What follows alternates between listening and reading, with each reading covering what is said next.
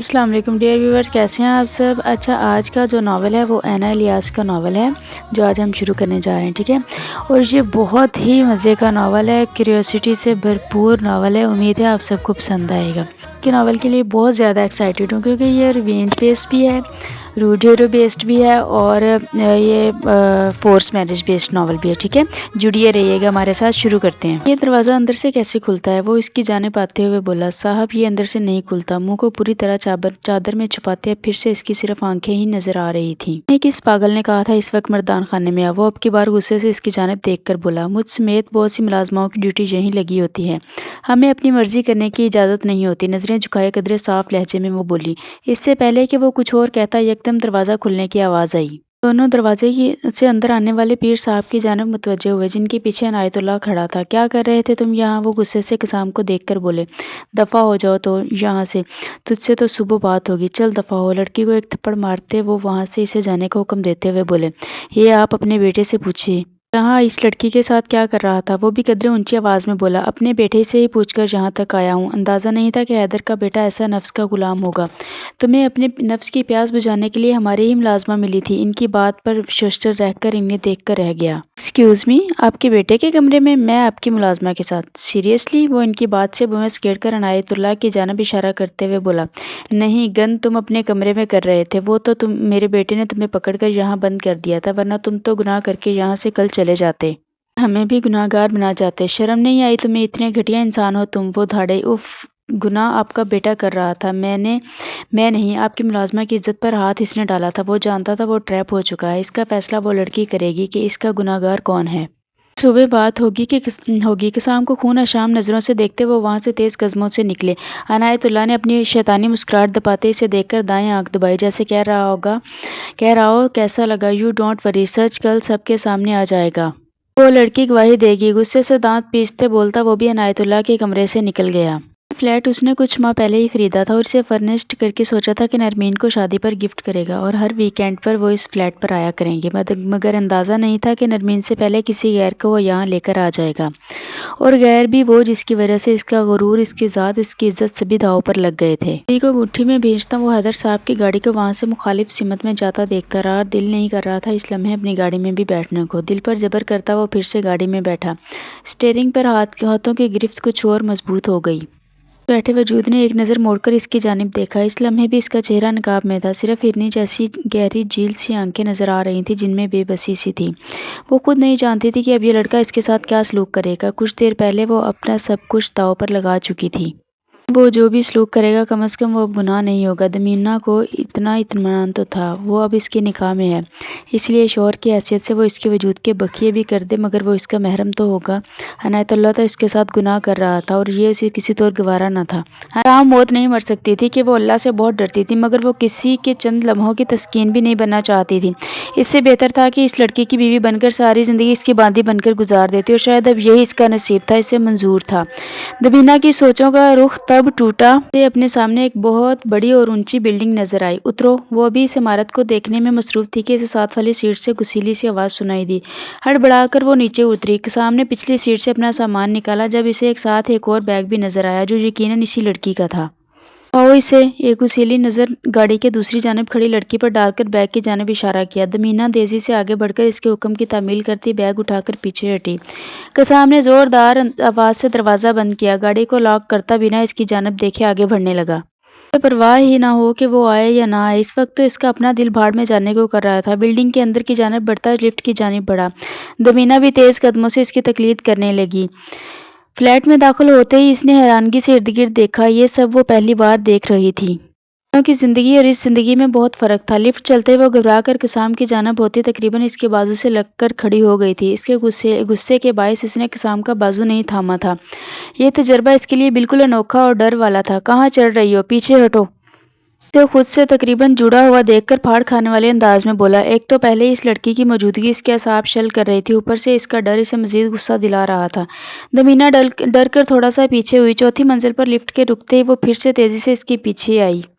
پہلی دفعہ کے تجربے کے باعث لفٹ سے نکلتے ہی اس کا سر چکرایا۔ وہ چند لمحے وہاں رکی مگر قسام نے مڑ کر اسے نہیں دیکھا۔ آخر اسے اپنے چکراتے سر کو قابو کر کے پھر سے اس کے پیچھے تقریباً بھاگنا پڑا۔ ایک دروازے کے آگے رک کر قسام نے چابی دروازے میں ڈال کر گھمائی۔ اس کے ساتھ ہی وہ بھی اندر داخل ہوا جہاں گھپ اندھیرا تھا۔ قسام نے فوراً موبائل کی ٹارچ جلائی۔ چند قدم چلنے کے بعد اس نے دائیں جانب کی دیوار پر ہاتھ مارا۔ سارا فلیٹ پل بھر میں روشنیوں سے بھر گیا۔ یہ اوپن کچن کے ساتھ خوبصورت سا ٹی وی لاؤنج تھا۔ دائیں جانب تقریباً 2 کمرے تھے جو یقیناً بیڈ روم تھے۔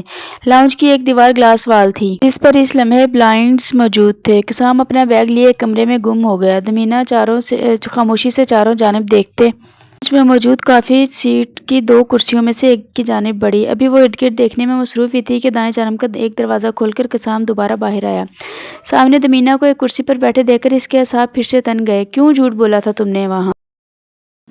مجھے نہیں معلوم میں نے غلطی کی ہے یا پھر یہ میری بہتری کا کوئی راستہ ہے۔ بس مجھے اتنا معلوم تھا کہ جس نے میری عزت بچائی ہے وہ مجھے کسی طرح بھی رسوا نہیں کرے گا، ورنہ وہاں تو اور بھی بہت سے کمرے تھے اور ان سب کمروں میں مرد تھے۔ کوئی آپ جیسا غیرت مند نہیں تھا۔ اپنی گنہری پرکھیں اٹھا کر اس نے پھر سے لہجہ بھر کو قسام کو دیکھ کر جو کہا تو اسے لاجواب کر گیا تھا۔ اس کے بعد اس کے پاس دمینہ کو مزید لعنت ملامت کرنے کے کوئی الفاظ نہ تھے۔ تھک گئی ہوگی، وہ سامنے دوسرا کمرہ ہے، جا کر سو جاؤ۔ وہ مزید اس کی مصیبت کی ستائی لڑکی کو کچھ بھی کہنے کا ارادہ ترک کرتے ہوئے اسے اس وقت منظر سے ہٹانا چاہتا تھا۔ اس لڑکی نے تو اپنے مستقبل کا فیصلہ کر لیا تھا مگر ابھی قسام کو بہت کچھ سوچنا تھا اور اس سچویشن سے کیسے نکلنا ہے۔ مگر اس کے لیے اسے یکسوئی کی ضرورت تھی۔ قسام کے کہنے پر وہ خاموشی سے اپنا بیگ لیے وہاں سے جانے لگی۔ جب قسام کے پکارنے پر پھر سے رک کر مڑی، نظریں ہنوز نیچے جھکی ہوئی تھیں۔ تمہارا نام کیا ہے؟ اس کی ساری داستان تو سن لی تھی مگر نام سے وہ نا واقف تھا۔ نکاح کے وقت کیا نام لیا گیا تھا اسے قطعاً یاد نہیں تھا۔ میں تو وہ بالکل معروف دماغ لیے وہاں بیٹھا تھا۔ دمینہ، اس نے مختصر جواب دیا۔ دمینہ، قسام نے زیر لب دہرایا۔ مطلب کیا ہے اس کا؟ اس کے سوال پر وہ ہولے سے ہنسی مگر یہ ہنسی بڑی کھوکھلی تھی۔ امیر، پھر سے مختصر جواب دے کر اب کی بار وہ وہاں رکی نہیں تھی، خاموشی سے سامنے موجود دوسرے کمرے میں گم ہو گئی تھی۔ قسام کتنی ہی دیر اس کے بند دروازے کو غائب دماغی سے دیکھتا رہا تھا۔ نہیں، وہ لڑکی گلاس وال سے پار پہاڑوں کے خوبصورت منظر میں گم تھی۔ اس نے رات والی ہی کالی چادر اوڑھ رکھی تھی۔ اسے سمجھ نہ آئی اسے کیسے پکارے اور اس کی توجہ اپنی جانب مبذول کرے۔ یقیناً وہ اتنی گم تھی کہ اس کے اپنے حکم میں قسام کے کمرے کا دروازہ کھلنے کی آواز بھی نہیں آئی تھی۔ آخر چند لمحے وہاں کھڑے رہنے کے بعد قسام نے اسے متوجہ کرنے کے لیے گلا کھنکارا۔ وہ گھبرا کر پیچھے مڑی۔ ناشتے میں تم کیا لوگی؟ قسام کو سمجھ نہیں آئی کہ اس کے مڑنے پر وہ کیا کہے۔ کچھ اس وقت اس کے چہرے پر نقاب بھی موجود نہیں تھا اور حسن کا وہ شاہکار لڑکی یقیناً بڑے بڑوں کا ایمان ڈگمگانے کا درجہ رکھتی تھی۔ اس نے اس کے چہرے سے نظریں پھیر کر قدم گلاس وال کی جانب بڑھائے جہاں اس سے کچھ ہی فاصلے پر وہ نظریں جھکائے کھڑی تھی۔ قسام کے قدموں کو آگے بڑھتے دیکھ کر وہ یکدم چادر کو نقاب کی طرح چہرے پر رکھ گئی۔ قسام نے چھوٹی سی نگاہ سے اس کی یہ حرکت دیکھی۔ میں تمہارے لیے اب نامحرم نہیں ہوں، تم میرے نکاح میں ہو، سے بھی ہو، لہٰذا نقاب کرنے کی ضرورت نہیں ہے مجھ سے۔ کتنے دن تمہیں یہاں رہنا ہے نہ میں جانتا ہوں نہ تم جانتی ہو، تو کب تک اس طرح رہو گی؟ ریلیکس ہو جاؤ اور جلدی سے بتاؤ ناشتے میں کیا لوگی؟ ابھی تو کچن میں کچھ موجود نہیں ہے، میں آتے ہوئے کچھ چیزیں لے آؤں گا۔ اپنے چند قدم کے فاصلے پر سر جھکائے کھڑی دمینہ کو دیکھتے اس نے چند جملے کہنے مناسب سمجھا۔ بات پر دمینہ نے سر جھکا کر لہجہ بھر اس کی جانب دیکھا۔ محرم، کتنا خوبصورت لفظ تھا یہ اس کے لیے، کاش وہ اسے بتا سکتی۔ اس کے چند جملوں نے اسے کیسا تحفظ کا احساس بخشا تھا یہ وہ نہیں جان سکتا تھا۔ دنیا میں جہاں کوئی اس کا اپنا نہیں تھا، یکدم کسی اجنبی کو اللہ تعالیٰ نے اس کے لیے ایک تحفظ کا سائبان بنا کر بھیجا۔ مگر کب تک؟ یہ احساس زیادہ عرصے کے لیے نہیں تھا۔ یقیناً وہ اسے کبھی بھی اپنی بیوی کا درجہ نہیں دے گا۔ کہاں وہ اور کہاں دمینہ؟ تو اتفاقیہ ہو گیا تھا مگر یہ اتفاق حقیقت نہیں بن سکتا تھا۔ وہ اتنی حقیقت پسند تھی کہ خواب نہیں سجاتی تھی اور اس جیسے لوگوں کو خواب سجانے کا یہ حق معاشرہ بھی نہیں دیتا تھا۔ صاحب، میری تو کوئی پسند ناپسند نہیں ہے، ہم تو وہاں بھی سب کا بچہ ہوا کھانا کھاتے تھے اور میں تو اگر 2-4 دن نہ بھی کھاؤں تو بھوکا رہ سکتی ہوں۔ وہ اپنی داستان بتاتے قسام کو اتنا حیرت زدہ کر چکی تھی کہ یہ سب سنتے اسے اب پیروں پر غصہ تو کیا ہی آ رہا تھا مگر اس لڑکی کے درد کو محسوس کرتے ایک عجیب سی تکلیف ہو رہی تھی۔ اس کے صاحب کہنے پر بھی وہ چڑ گیا تھا۔ جب اسلام نے کسی انسان کو دوسرے پر برتر نہیں سمجھا تو صرف تقویٰ اور پرہیزگاری کی بنیاد پر تھی، اور اس لمحے وہ نہ جانتا تھا کہ وہ اس لڑکی سے بہتر اور پرہیزگار اور تقویٰ رکھنے والا ہے یا وہ لڑکی۔ یہ تو صرف اللہ ہی جانتا ہے۔ پھر وہ کیوں اس پر برتری قائم رکھتا؟ قسام ایسی باتوں کے سخت خلاف تھا۔ عزت ایک الگ چیز ہے۔ پر اس لڑکی کے لہجے میں پنہاں کمتری یقیناً اس کے ماحول نے اسے دی تھی، مگر کسام اسے اس کمتری کے احساس سے باہر نکالنا چاہتا تھا۔ پہلے تو تم یہ بات سمجھ لو کہ میرا نام کسام ہے، آئندہ مجھے صاحب واحب مت کہنا۔ میں بھی تمہاری طرح کا ہی ایک انسان ہوں، کوئی ماورائی مخلوق نہیں کہ مجھے تم خود سے برتر سمجھو۔ خیر میں ناشتے کے لیے کچھ لینے جا رہا ہوں، چابی میرے پاس ہے۔ آئے تم نے دروازہ نہیں کھولنا، گیٹ اٹ۔ اسے اچھی طرح تنبیہ کر کے وہ دروازے کی جانب مڑا۔ اس نے مڑتے ہی دمینہ نے چہرے سے نقاب ہٹا دیا۔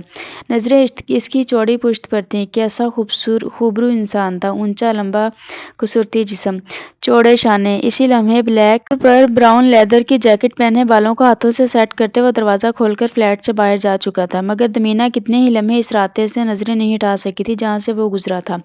مرد کا ایک یہ روپ بھی تھا، کیسے اس نے اسے صاحب کہنے پر جھڑک دیا تھا۔ ایک مرد وہاں پیر صاحب کی حویلی میں بھی تھے جو عورت کو مارتے پیٹتے اسے جوتی کی نوک پر رکھتے تھے۔ نیکسٹ ایپیسوڈ انشاءاللہ کل اپلوڈ کی جائے گی، جڑیے رہیے گا ہمارے ساتھ۔ اللہ حافظ۔